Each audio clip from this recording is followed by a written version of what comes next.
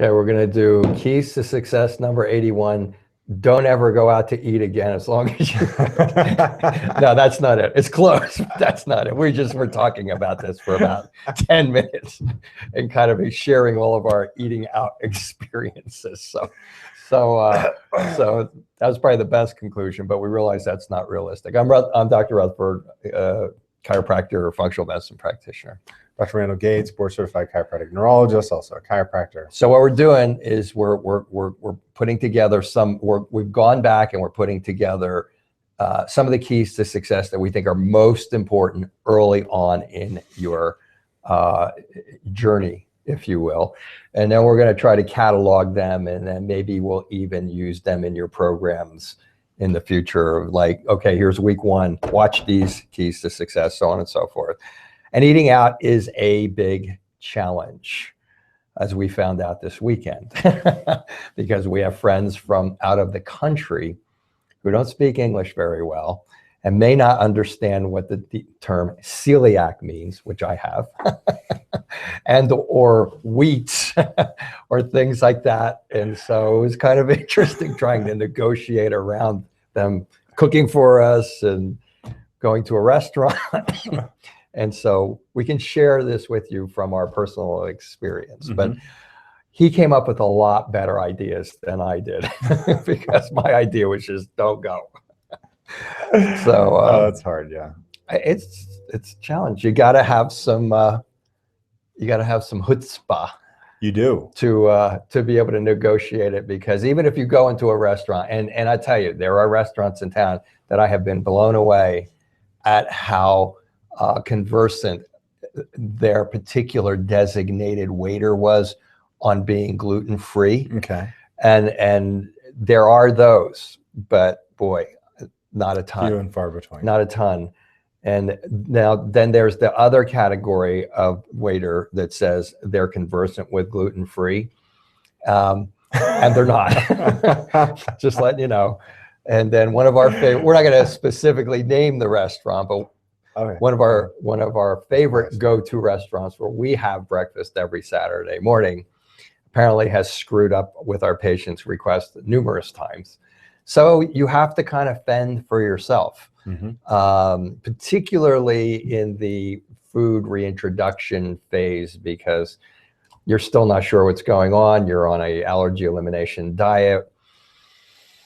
It's tough, and that's why we have signs around the office that say we didn't say it was going to be easy, we said it was going to be worth it. And the hardest part is getting through that initial allergy elimination diet. So you had a lot of good stuff, so I'm going to just defer to you on this. Okay. So what we think is best if you're just starting into the program is you need to make a list of all the food you cannot eat. I would just type it up, put it in your wallet, put it in your purse, and if you're going to go out and eat, everybody's different on this. Let me just go off on a tangent. Some patients never want to go out to eat, which is all well and good. Other patients, either via business or their social life, they love to eat out. And so when they look at our manual and we're changing their diet, lots of times you just see this look of horror on their face because they're thinking, well, where am I going to eat? What am I going to do? Who am I going to go out with? So if you are someone who likes to go out to eat, highly recommend that you make this list. And then when you go to the restaurant, I would ask for the manager, and I would say, here's my list of food intolerances. I cannot have any of these foods. I want to have XYZ dish. And if there's any food on my plate that I cannot be eating, you're going to be hearing from me. You may need to be a little bit aggressive, because otherwise they just do not seem to get it. We can't tell you how often we hear people's orders being screwed up. You also need to kind of understand how the food industry works. Both of us worked in the food industry going through college, and lots of times people working in the food industry are working 18 hours a day, literally, and so they may be a little tired. So when they see, if they hear, oh, just be gluten-free, they make sure that they don't put bread on there, but they have a lot coming at them. So just keep that in a contextual reference as well. So have your list. And also, if you're on our basic Repairvite diet, you can pretty much get a piece of meat anywhere. So that makes it easy.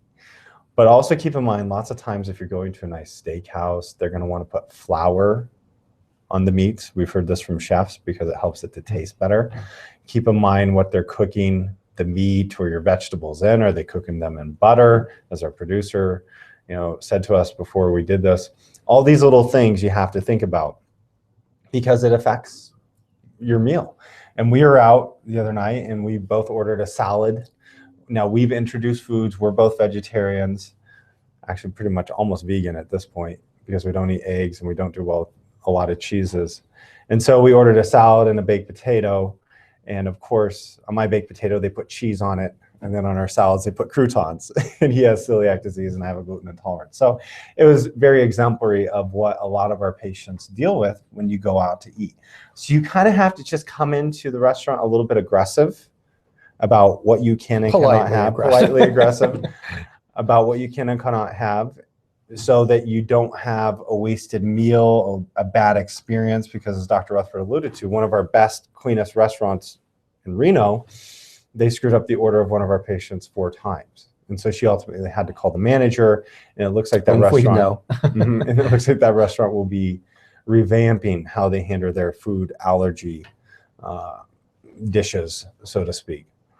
So that's really our recommendation. The best recommendation is probably to stay at home and not eat out, because another problem that at least during the allergy elimination reintroduction phase, because that's your safest bet. Because some of the times when you get exposed, it'll affect you for a while. And so then it kind of alters your program a little bit. Yeah, I mean, that can result in a bad week or two. Truly, so now we're dealing with that. The restaurant thing is a problem because it's our culture now. I mean, when I was a kid, I don't know, maybe it was just my socioeconomic strata, but I mean, we went out once a week. We went out on a Friday night to eat, and then once a month we went to a nice restaurant. And I don't know, maybe people were going out and eating at lunch and dinner and all that all the time. I mean, I wasn't aware of that, but now it's common for people to eat out lunch every day and eat out at dinner 2, 3, 4, 5 times a week, and you're going out for the ambiance. The ambiance can be affected when everybody else is eating foods that you're still craving, and you're eating a salad with vinegar and oil and a baked potato. Well, you can't even eat a baked potato. So let's say you're eating a sweet potato or sweet potato or something like that. And the other thing I would warn against, because I've run into this, even I have run into this with people who know what I do, and beware of going out with people who are going to sit there and go, well, how come you can't eat bread? Or how come, it could be friends of yours, and they might just be giving you little digs. Like, I don't think that gluten thing is really for real or something like that. You need to just not go out to dinner with those people. I mean, you can still be friends with them, but going out to dinner with them can be a little bit irritating. And if you're early on in your allergy elimination process, you probably haven't experienced yet feeling like really well and feeling normal and understanding how I had a young lady in here yesterday, and I was just interviewing her, and she was a college gal, and she wasn't sure. We had talked about earlier when I had interviewed her sister and her mom about gluten, and so apparently the mom told her to get off of gluten, and she felt so much better. And then she said, and then Saturday night I ate a pizza. And oh my God, I was so sick, Well, that's because she was clean for quite some time and then ate this pizza. That's easier to understand, but when you're in the earlier stages, it's just deprivation. I mean, we've all been through it. It's just deprivation. It's like, oh, why can't I eat that pizza? Oh, why can't I eat that amazing bread that they just stuck in front of my face? Why can't I eat my favorite pasta dish in the whole world at the Italian restaurant? Because that's why we're busy. Because that's making people sick. The vast amount and quality and changing of the food and the culture of the restaurant is a big part of what is making people's physiology ill. But forget McDonald's. I mean, we're not even talking McDonald's and Wendy's and all that type of stuff. But this is a big part of what's making people ill. It's hard to envision that right when you're starting into your allergy elimination diet. Sometimes it takes a while to go, oh man, I get it. This is really making making me sick. And so, okay, I'm going to alter my life, or I'm going to go to different restaurants, or I'm going to find restaurants. What I did is I have a handful of restaurants that essentially cater to me. Now you're still in the allergy elimination phase. So we have different styles. Like when I would do it, I just say, look, don't go out to restaurants until we're done with this allergy elimination phase. But I didn't really think about the people who have business relationships and things like that. So, and I probably would have still told them the same thing. So, well, two different generations here. So, yeah. And I think also another great point that our producer made is, you know, you're going out, you're eating, you're really not getting a lot of value for what you're ordering because you're getting some veggies, a piece of meat, or you're getting a salad, a potato.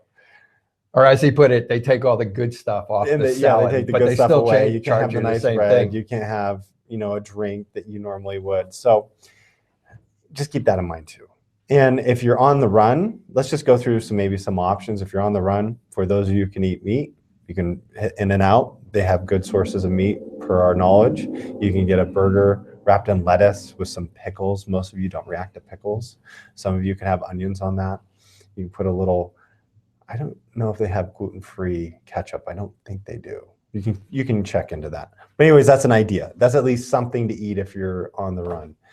And places that we eat out at, we used to eat out at Two Chicks. We would have breakfast there. They have sweet potato pancakes that have eggs in them. So if you can have eggs, then you're okay. If not, then you can't have them, which is why we can't have them anymore.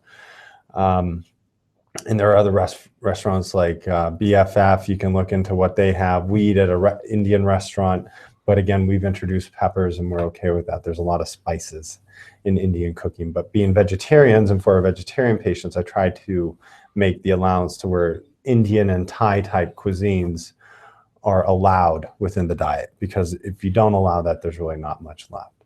So those are some options. This was, I think, a good discussion. I'm sure we'll hear a lot about this. If you have any questions or comments, let us know. You can post them to the Powerhouse support group. That would be great. And we'll see you next week for another exciting Key to Success. Exciting.